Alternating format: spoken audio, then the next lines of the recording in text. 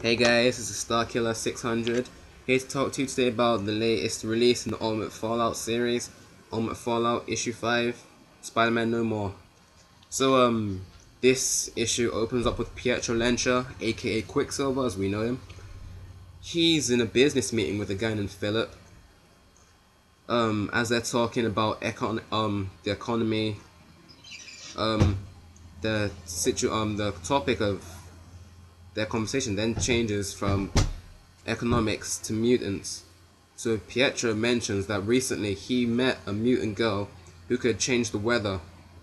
I'm not sure if he was talking about Storm or another girl, but doesn't really matter for now. But anyway, he met this girl, and then he thought to himself that wouldn't it be good if she used her powers to help crop development in certain places like East Africa, because places like that they have got really like um harsh climate conditions where crops can't grow, that's too hot, they just shrivel up and everything. So if she used her powers in places like that, that would actually help prevent starvation in those areas, you know. So as Pietro's going on, Philip's like, yes, I know about the mutants and their present situation. So then Pietro continues to mention about how his name, that what his father did, is kind of like a bird, like a weight on his shoulders, and that he knows that because of what his father's done, the mutants are suffering from this. That if Philip wanted to kill Pietro, he could kill him, and then he wouldn't be charged or anything for it. So Pietro then mentions that he has plans to unite the mutants together, to bring them together as one, and then, but it's not like just to help them. This is the so he can sell them on to Philip, where he can do anything he wants with them and use their powers for his own personal gain. So basically, this is like Pietro screwing his own people over to Philip. So that's where the first part of this comic ends. The second part then starts off in Shield's in one of Shield's new bases called the Triskelion, the New York City branch. So then Nick Fury, he's there. He goes up to a commander and asks about the major three situations going on in the world right now. So then after he's been informed, he then goes into a meeting with a financial advisor to Shield from Washington DC. Sorry. So as they're talking about, bit finances, the financial advisor then tells Nick Fury that Shield's budget is being cut by 30%, which comes as a big blow to Nick Fury, seeing as how, at present time, Shield's actually taking on a lot of projects. They're deploying more helicarriers around the world. They're building more Triskelion bases around the world, and they're also building 2 new bases in space. So by cutting the budget down by 30%, it's actually going to make things a lot harder for them to actually take on more projects and carry out their missions, because without money you can't really do this, because Shield's actually kind of like an organization which needs money to be funded by. So this is hard for Nick Fury to hear.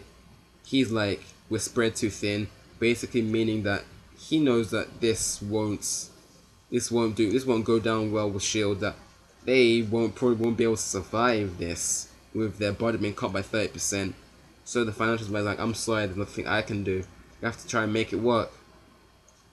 After we leave the Shield situation, we go back to Pietro, where he's having sex with a woman.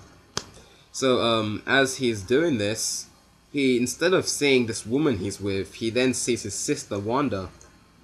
So as he's talking to her, he's like, I've done everything you've asked, that everything is going as you planned, all that kind of stuff, which makes us think that Pietro's plan of uniting the mutants and then selling them on to Philip isn't his own idea, but actually Wanda's idea, which means that she is the one controlling and orchestrating all this stuff, that she's the main puppeteer here. So basically after their conversation, she then tells Pietro that he has to go to Egypt, where his next task is going to be. Then Wanda disappears, and then Pietro sees the woman that he was having sex with again in front of him. So he, in like a sudden rage, just shouts her and sends her out, and that's where the comic ends. Today I thought that this issue was good. It was a great story. It kind of it just gave us more about the mutant situation, about what kind of to expect in the first issue of the new Ultimate Comics X-Men series that's gonna come up in September. So yeah, this is a good issue. I give it 5 out of 5 stars. Also, I love the artwork here. The artwork is really good. Kind of typical Ultimate Comics, artwork. As you can see here, we see Pietro puppeteering the mutants here. But as you see above, we see Wanda, who's actually the main puppeteer, controlling Pietro, who's controlling the mutants. So this is all her plan. This is all her doing. And also this, basically, if you look at the cover, you basically know that this is actually what's going to happen in the issue, which for like one of basically the first times that I've seen in comics that the cover, well, not the first time, but one of the few times that the cover actually explains what's going to happen in the issue. So this was good. The cover art was good. The art in the comic was also good, and the story was good. So yeah, I give it 5 out of 5 in total. And also, I have to wait and see till the 6th issue to find out what's going to happen to everybody, because I heard that that's going to be the last issue in the Ultimate Fallout series. So yeah, that's basically it today. So don't forget to subscribe to my channel, and also leave your comments below so I can see what you thought about this, whether you liked the Ultimate Fallout issue 5 episode. Also, don't forget to subscribe like I said before. This is Starkiller 600 talking to you about Ultimate Fallout issue 5. See you later, guys.